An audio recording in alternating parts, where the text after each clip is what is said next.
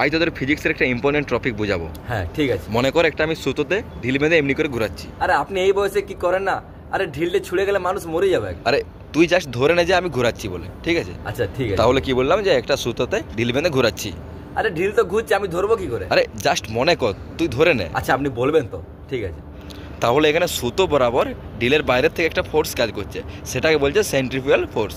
আচ্ছা হ্যাঁ হ্যাঁ হ্যাঁ, সেন্ট্রিফিউগাল ফোর্স। তাহলে এবার প্রশ্ন হচ্ছে ওই ফোর্সটাকে কে প্রয়োগ করছে? বেশ মুশকিল তো।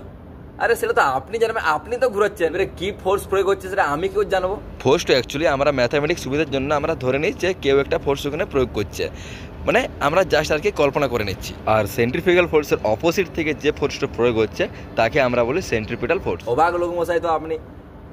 আপনি আদৌ কি ফিজিক্সের মাস্টার পড়েন? ঢিলটা আপনি ঘুরাচ্ছেন আর বলছেন বাইরের থেকে কি ফোর্স প্রয়োগ হচ্ছে। আপনি ফিজিক্সের টিচার?